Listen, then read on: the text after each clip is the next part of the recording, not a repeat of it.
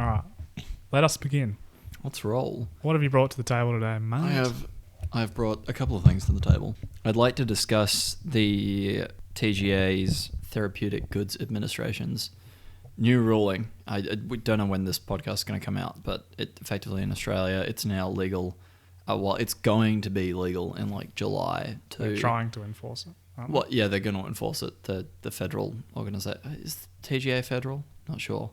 Anyway, they've declared that you will be able to, qualified psychiatrists will be able to will be able to prescribe MDMA for treatment-resistant depression and MDMA for PTSD and psilocybin for treatment-resistant depression as of July 1st, something like that, middle of the year changeover.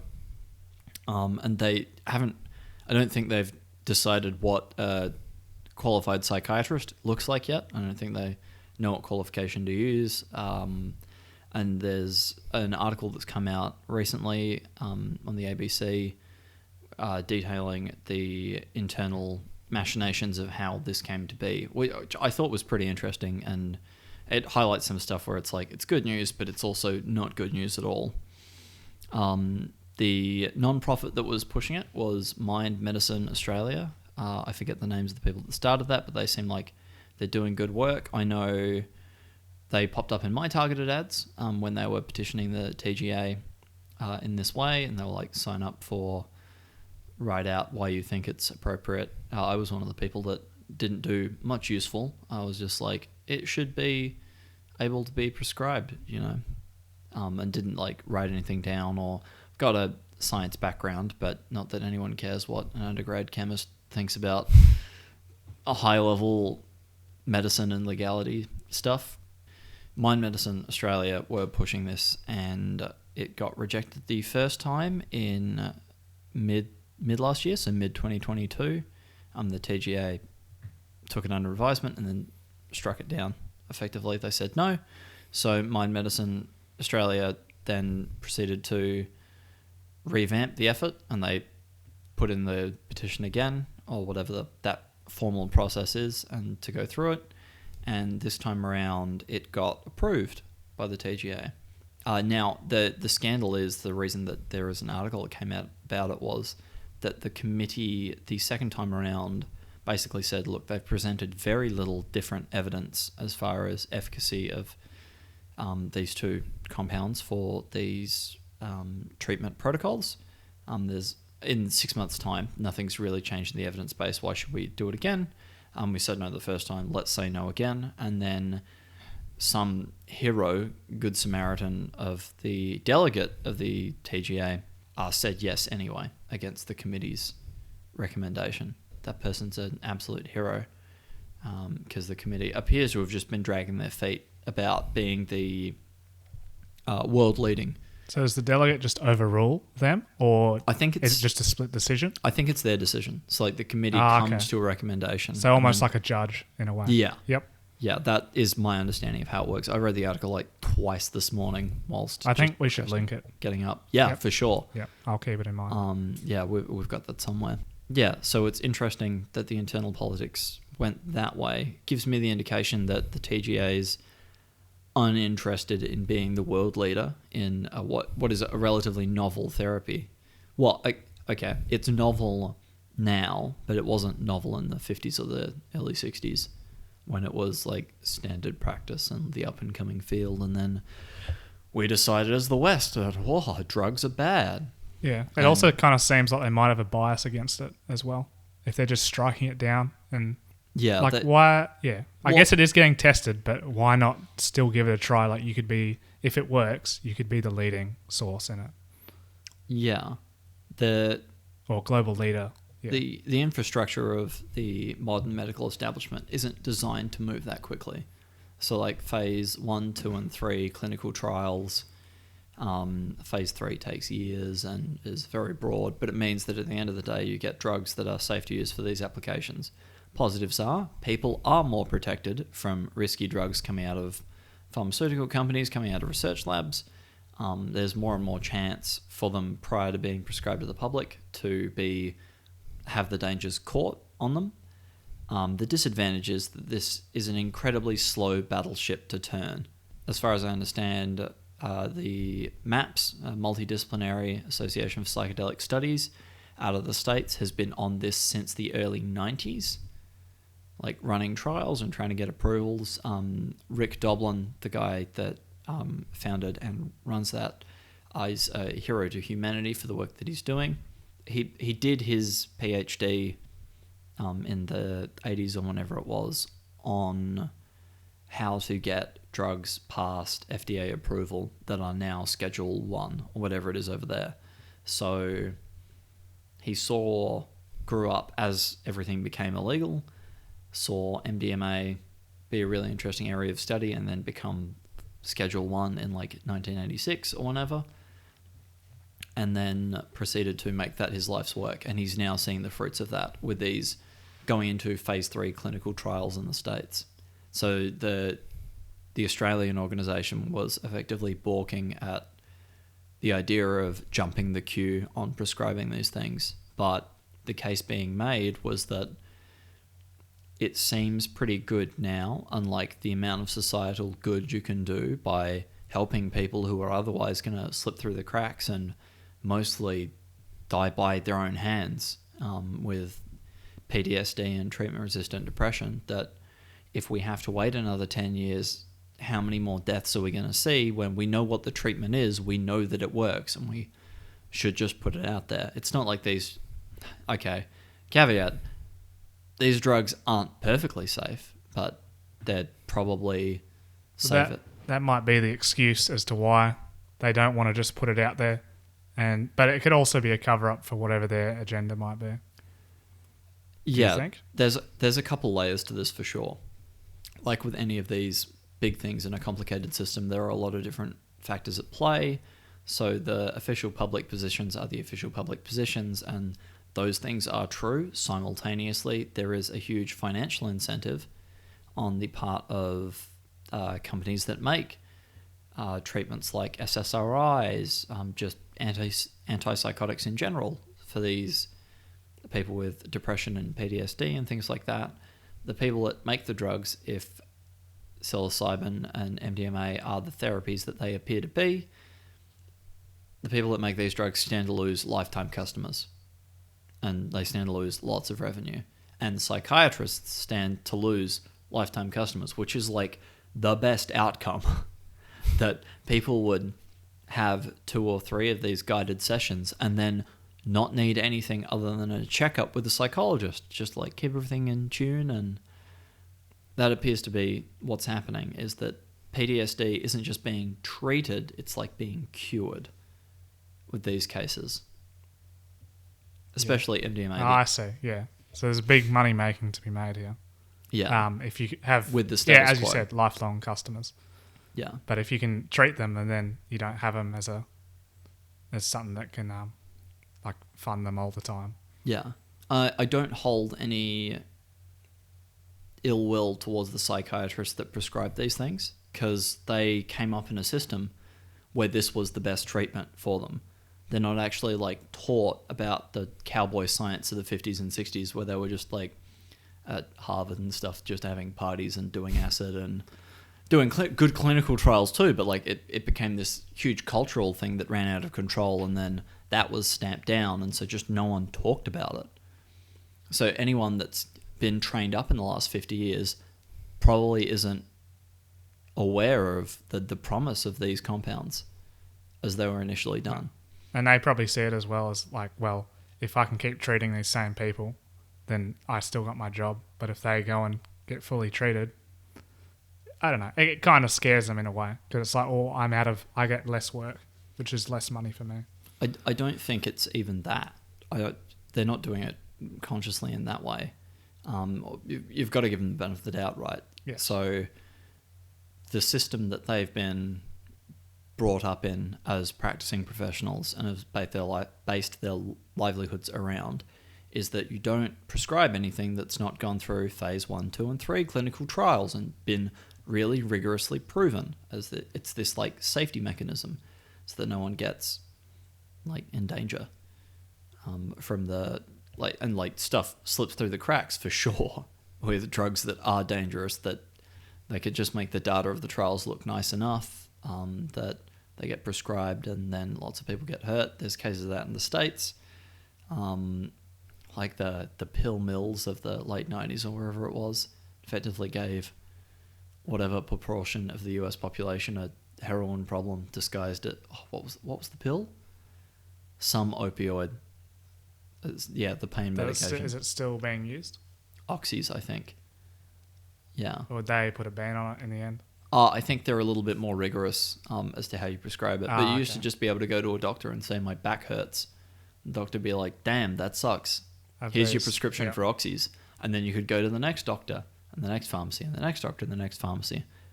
So that's why there's interstate regulations, and the medical establishment communicates more effectively now because people were just playing the system and just going and get like duffel bags of prescription medication.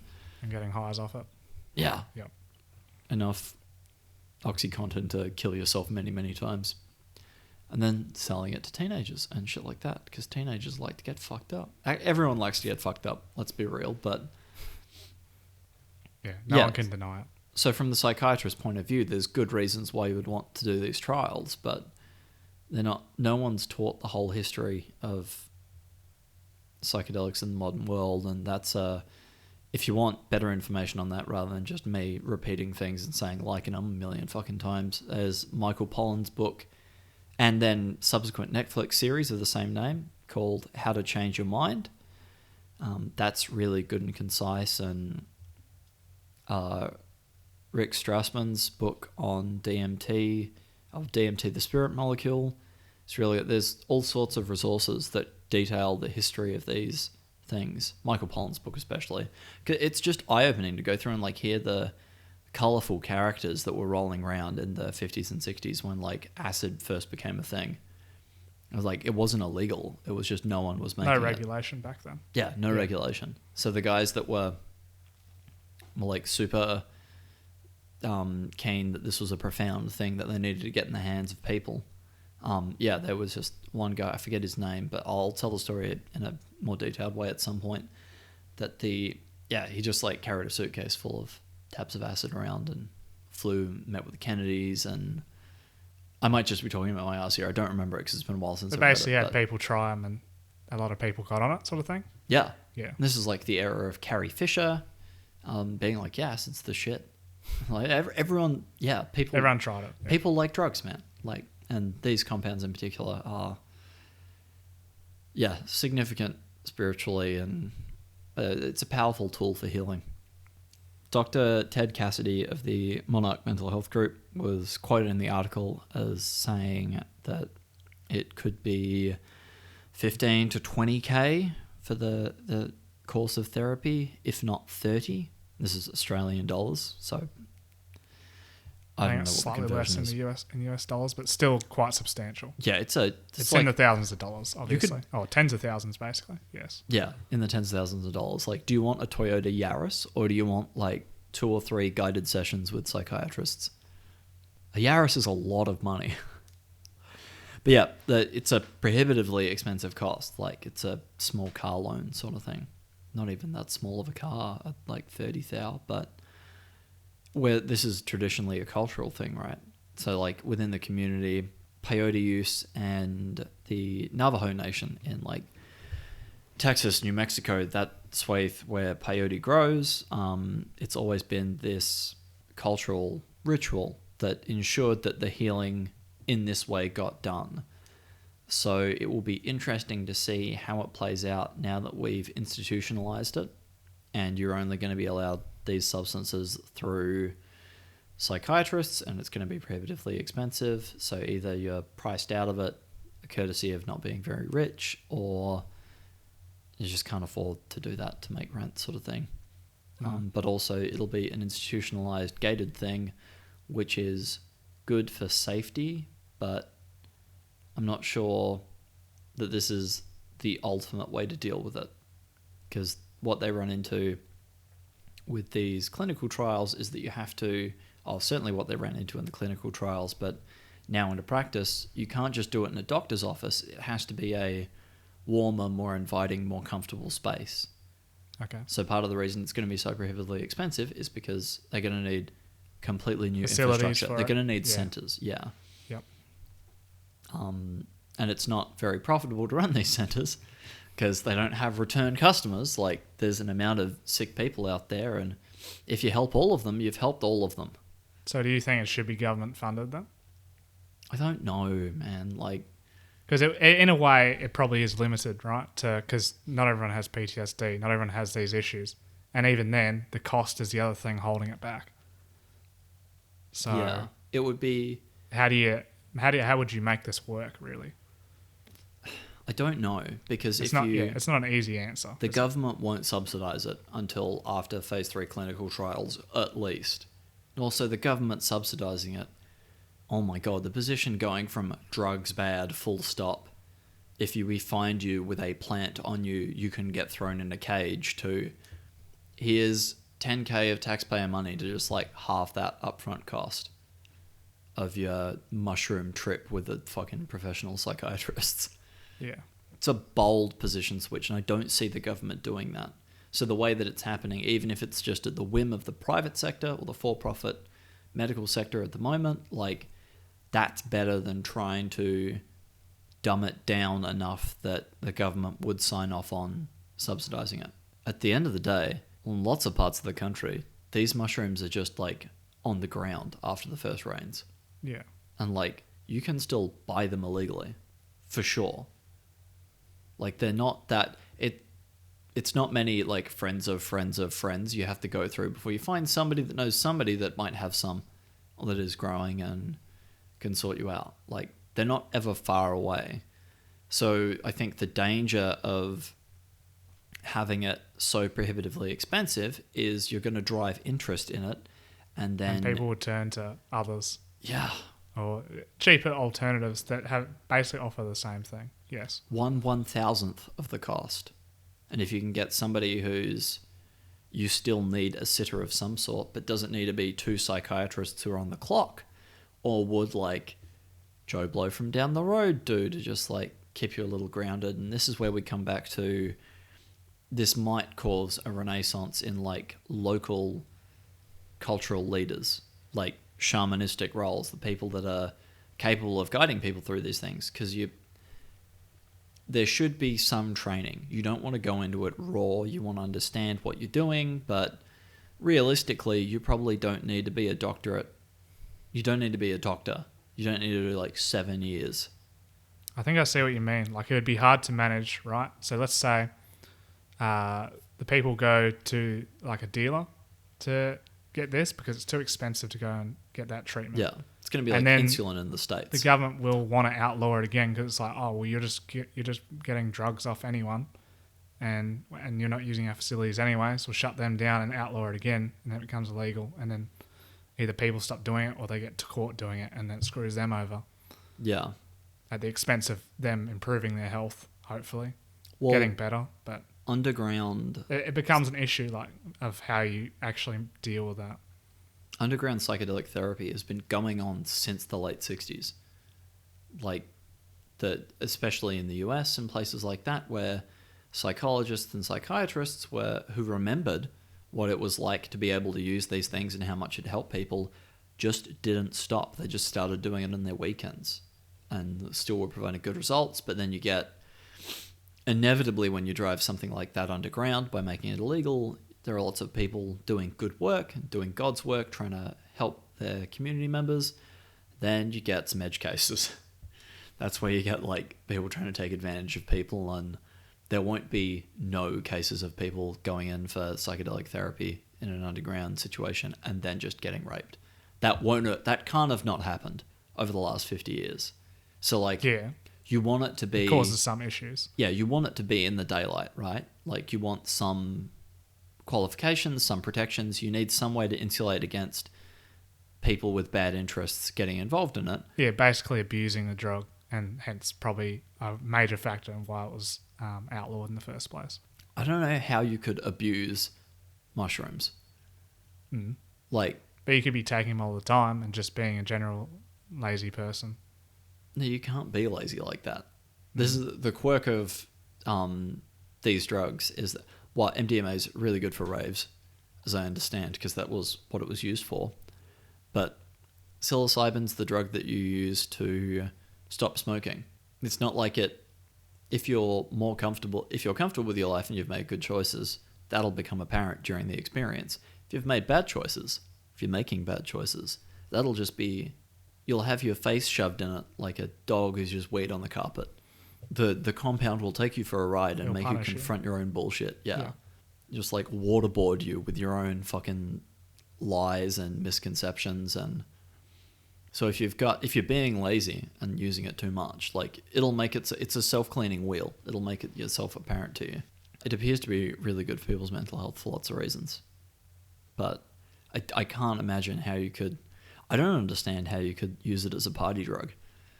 I don't understand how you could risk just having a complete existential crisis and meltdown around like strangers. Too much information? Well, doesn't it filter it down though? As I understand it, you take more in. Okay. You're like it's like removing the filters for information.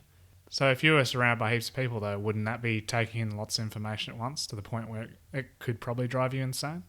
Yeah, but like you could also do I guess you wouldn't know unless it happened, but could that be the cause? The like amount of extra information coming in is so significant. Like you could be in a quiet room or at a rave and like just like data about molecules is going to come into your brain at absolutely crackhead rates. Like you can very much have your feelings hurt just sitting by yourself, and probably will do more so if you're just sitting by yourself than around people you love. This is why the protections around set and setting need to be in there.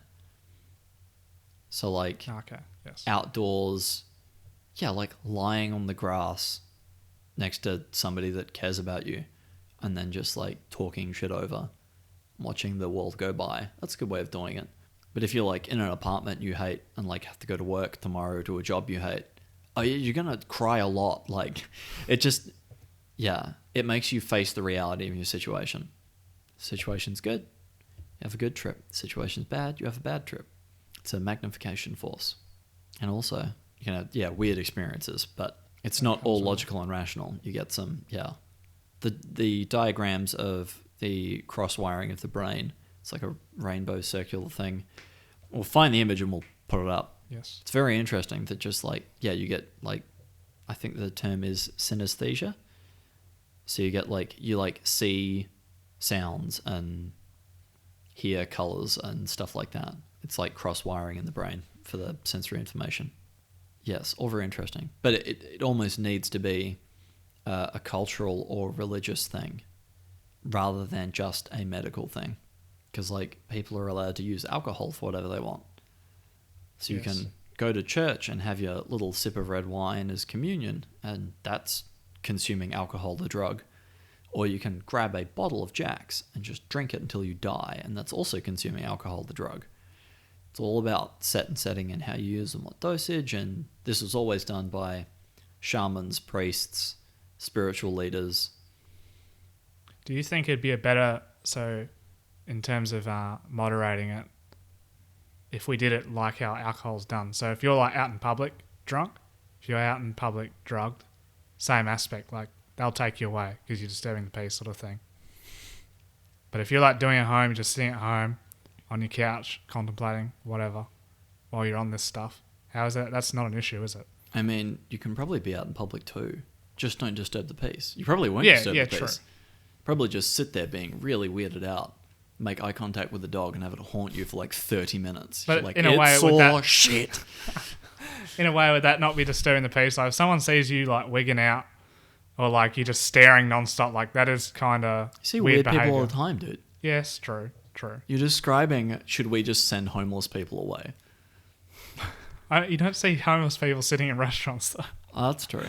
But like moderation, like there's a place you can do it, that's fine. But if you're just going around and just weirding everyone out.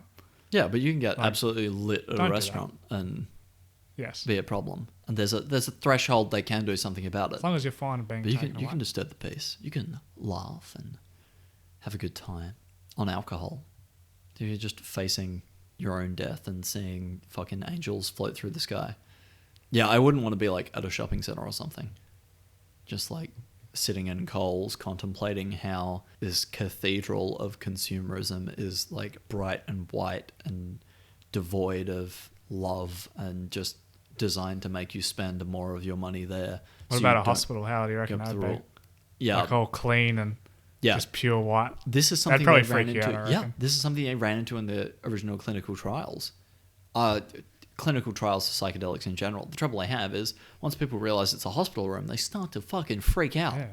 Like you can put armchairs and stuff in there, but like once you like lie back in the bed and look up at the ceiling, sterile. it's that sterile hospital roof, and you're like, fuck. It's almost like a prison. I don't feel kind of safe. aspect, Yeah. But if you put them in a forest somewhere, like it doesn't even matter if they don't know where they Living are. room, They're like, fucking wow, this is normal. Everything rocking around chair. me Yeah.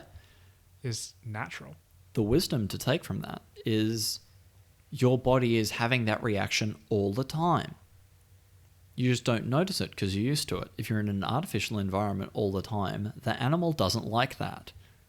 And we get angsty and we get depressed and we get flighty and we turn to substances in a way that we don't when you're just hanging out in the forest. Came up with something that could sidetrack from this. Yeah.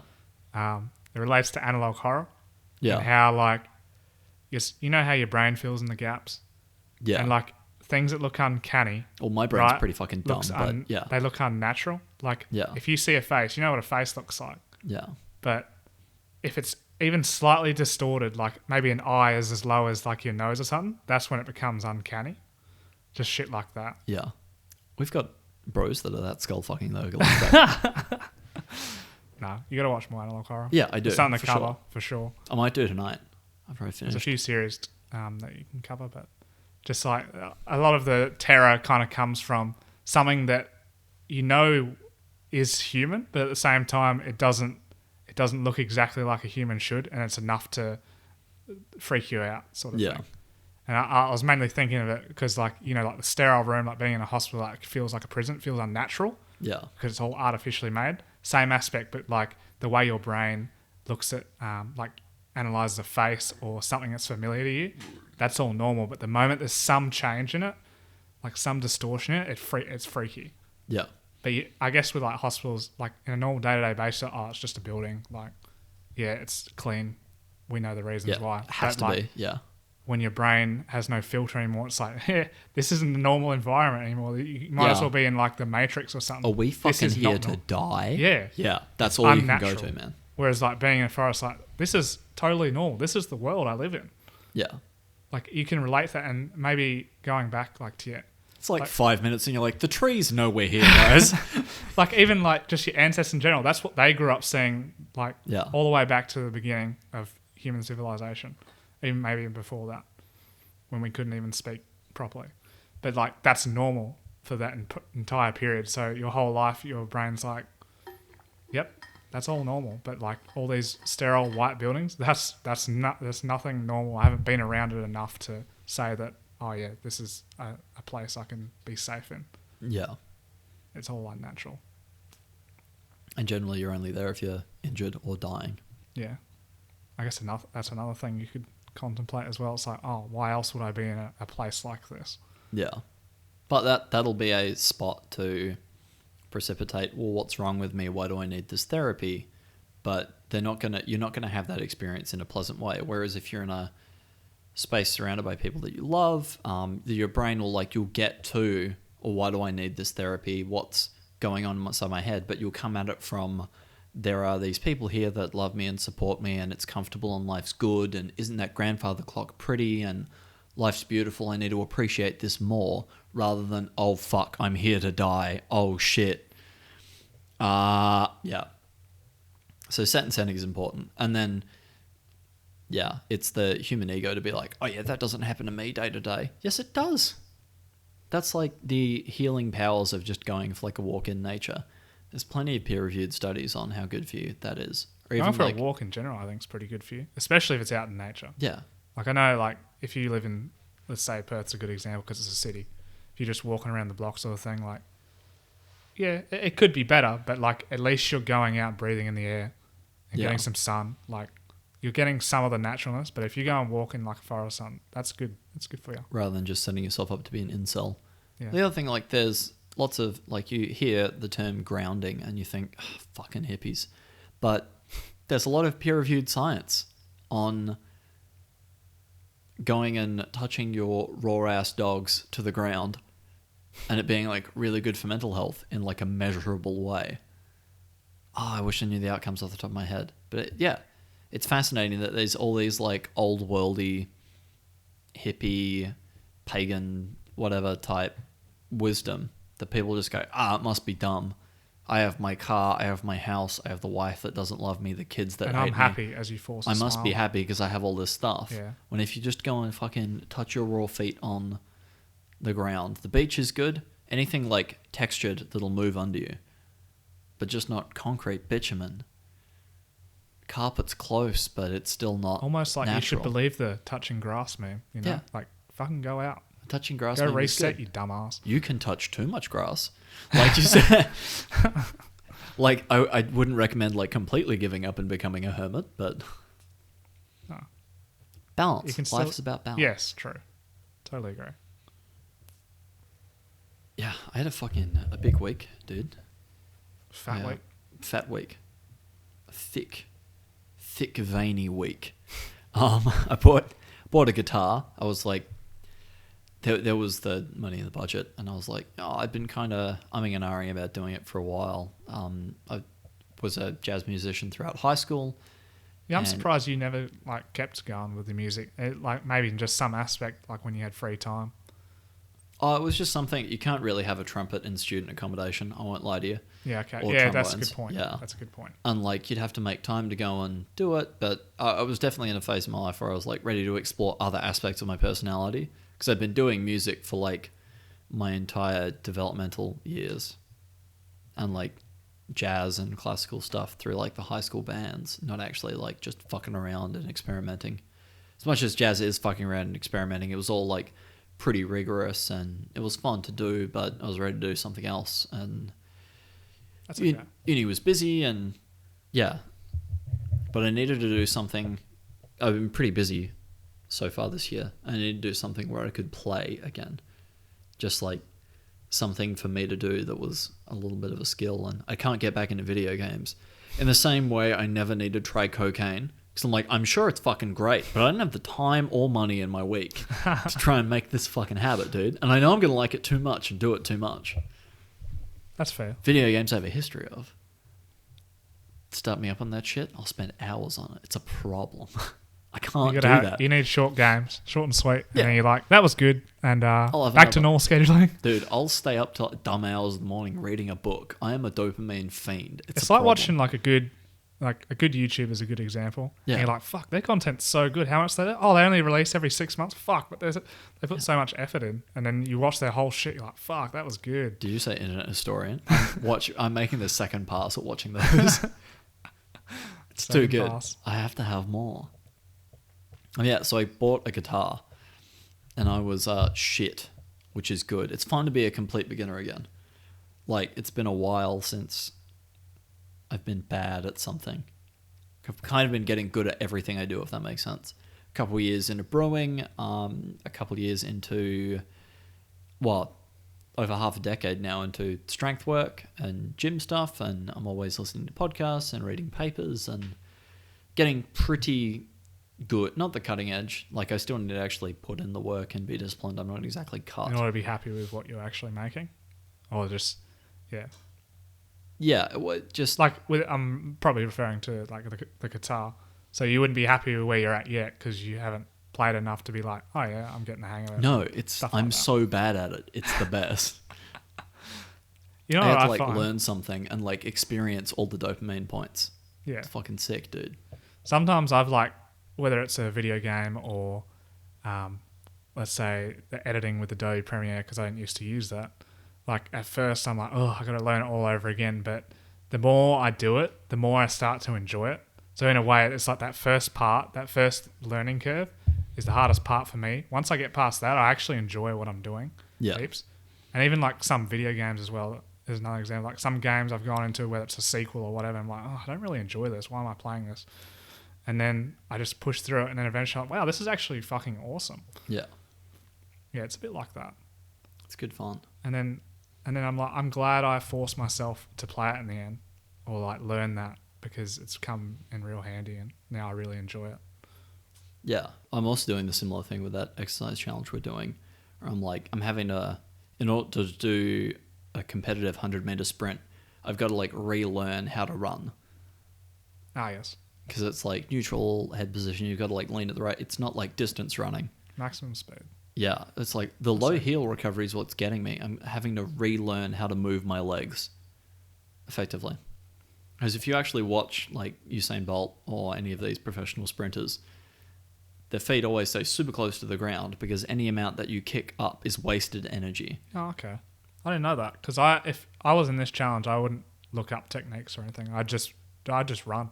That's how I'd get better. But yeah, I didn't know that, so that's interesting. Yeah, I don't know if the others are going to look up techniques. I don't don't know how they think they're going to fucking win it at all. I watched like half an hour of YouTube on sprinting technique, and then I'm working it in. To be fair, the second I actually speed up, the technique falls apart. But okay. I've got 4 so you got months to get used to it as you get quicker. Like, I got to find that balance, maintain that technique.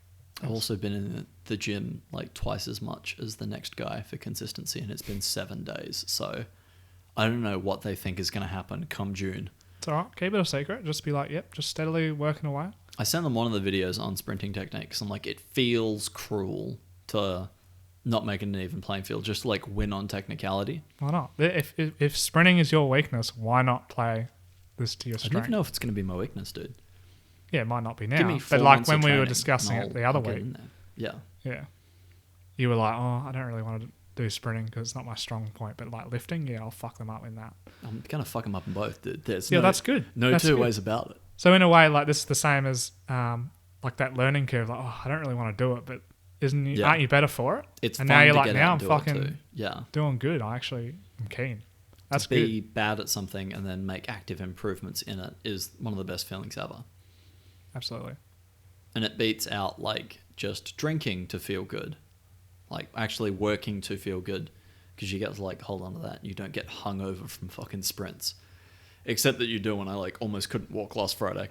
I'd done like you got to recover too, and that's comes down to balance as well. Like don't overdo it because you might fuck yourself up. The recovery is a huge part, especially over just a 4-month challenge. Like sleep is going to be where the person that wins makes up the difference. Being able to sleep and let the muscles recover and put on some mass, and then the sprinting would be my weak point just because I've got 10 kilos on the rest of them. 10 to 15 kilos on the rest of them. There's a little bit more of me to move around. Yep. But I should just be able to, courtesy of mass moves mass, just champ them out in the fucking strength work. But I also kind of want to be lean at the end of it. That's where they have to try the hardest anyway in the strength work. But in saying that, like, I guess you don't have to be super analytical of what they're doing, but they might not try as hard in the running, right? And so meanwhile you're training your ass off, you might kick their ass because they're like, oh yeah, I've already got that covered, you know? Yeah. No, it's good fun. That just proves like if you're doing lifts as well, you're like, oh, I'm going to beat them in that. You never stop doing it. So on the day, you can just smash them still. Yeah, hell yeah. I think high functioning men need a religion. Whether it's their own or just join one. Just something, man. You got to have something. Like a purpose. Something higher to believe in. Because without that this week, I was just an absolute fucking spaz, dude. Working out like a motherfucker, eating, like drinking raw eggs, like getting sunlight, getting good sleep, optimizing for testosterone, like I really got the motor humming, and then I was just weird to all my friends for like the rest of the week. I hope I didn't damage any friendships just by being an absolute psycho, but oh my God. Not to me. I just try and keep your mind in check. I like spazzed out on a dear friend of mine. That was wild, man. We'll see if it was funny. Yeah, we'll see, but yeah. It's not the end of the world. Oh my God. Such a fucking weirdo. If you're going to have a girlfriend, live with her. And then she can like call you out in your bullshit as it's happening. Because if you're like... Or you have a close friend. That might work too. Effectively fly in, fly out. Yeah. Basically have someone to talk to, I think. Yeah, somebody to just tell you to stop. Yeah, a girlfriend works probably the best because they're probably going to be the closest to you. They understand you the most. And if they don't, well then you need to have a serious talk. They don't want to see you doing any testosterone dumb shit. Yeah. So like, yeah, that's exciting and that's why I like you, but also chill the fuck out, dude. It's almost like a good filter. Like, yeah, you look back, you're like, oh yeah, maybe I shouldn't have done it that way, or yeah, okay, you got a point. I was a bit over the top. That's something physiological that happens is men's testosterone goes down when they're in a relationship, and then again once they've got children. It's like a noticeable decrease, and that's they think it's an evolved thing because when you have again, a relationship is a precursor to having children, but when you have children, the men that had really high testosterone when they had children still, and they didn't get that drop off, they were removed from the gene pool because they still did dumb shit, and then their kids didn't have somebody to look after them, and the kids didn't do as well, so there weren't as many of them. And the cycle repeats. That, yeah. Yeah, okay. And they breed themselves out. So yeah. Yep. You can undo that by spending the majority of your week not with your girlfriend, and then you're just a fucking psycho again. Optimizing. There's no outlet now. Exercising. Yeah, there's nothing. And it's not like you can go and try and get girls because you've got one. Yeah. You just have to like... So it's like you don't have a girlfriend, but you're not allowed to get another girlfriend. Yeah. So it's like, well, where the fuck's my outlet? I haven't been like this in ages. So. And then doing sprints, lifting heavy, eating lots of saturated fat, cholesterol, stuff like that, really cranking the hormonal and you think system. That's a good way to ignore like how you feel? No, it's so a like shit eventually way, it topples over. Doesn't you think girls get mood swings? You wait until you just drive T back up to like teenage levels. That's the like trend rage stories and like the steroid. Well, at least you're not taking roids. That's steroid horror stories. Yeah, yeah. I was thinking that too. Like, I'm not saying you were like as bad as that, but yeah, it's that same flavor of just being. But that's like an instant. The steroids, eh? Yeah, because you're just like, and then you're constantly taking it, and then you're just constantly like that, and you can't see any different because you're like, nah, I'm right. I'm just fucking roided up. And yeah. You feel good, and man. you get out of control. But yeah, testosterone feels good. Makes effort feel good. Working out, higher testosterone or higher male androgens, like it's a good feeling. But also, you're a bit of a fucking weapon sometimes. It fucks your decision making. Well, at least with your relationships with people, that's for sure. Yeah. But you don't say it that way. You're like, I'm the best. I'm the fucking tits. Everyone loves me. This is the best. And then somebody is like, stop being like that. And you're like, ah. I'm going to cry or kill a hooker. Jeez. Yep. Yeah, dude. And that's the tipping the scale the other way, basically. That's where the balance is gone from one side to the other. It makes me so upset that, like, I never thought about like hormonal health until like getting into More Plates, More Dates. Death Star dealt Derek, lol. Yeah, until getting into that sort of thing, it's not something I ever really considered. And then looking back on the last half decade of my adult life, I'm like, I was a fucking low T loser, man. Like, wasn't really doing anything. I'm like, why am I like fat around the hips? And dude, booze does not help, but it's okay. You're making a couple changes to be better. It's wild. Taking a couple dry days, it's like taking the handbrake off in first gear for like drive and energy. And yeah, how much of my personality was mediated by pretty regular, if light, sometimes moderate, sometimes heavy drinking. Yeah, it's wild. And health choices as well. But yeah, drinking does dampen. Yeah, cut that out. The brakes are off. It's like watching a car roll down a hill. It's like, oh my god, it just keeps going. And then you gotta work out how to control that, don't you? Yeah, because it's like, it's a completely different set of emotional skills, man. That's the thing that I've learned this week is that it's like, I don't actually have the tools to deal with mood swings. No, because you never had to. I never had them because I was always just like sad and dull. So I was not only not eating good, I was drinking. You reckon as well? Comfortable for sure, dude. Now I'm purposely making myself uncomfortable.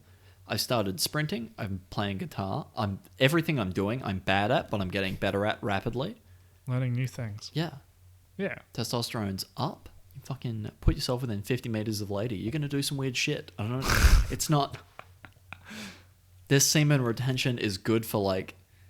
The idea of semen retention is good for like optimal hormone health, and there's some, like, if you need to dig yourself out of a hole, the best way to do it, to find the motivation to get yourself out of a bad situation is to stop coming for like 2 weeks. And then just fucking pick everything up and go. Yeah, because you'll be like, no, fuck this, Yeah. man. I don't feel good anymore. Yeah. Yeah, that can become a cope.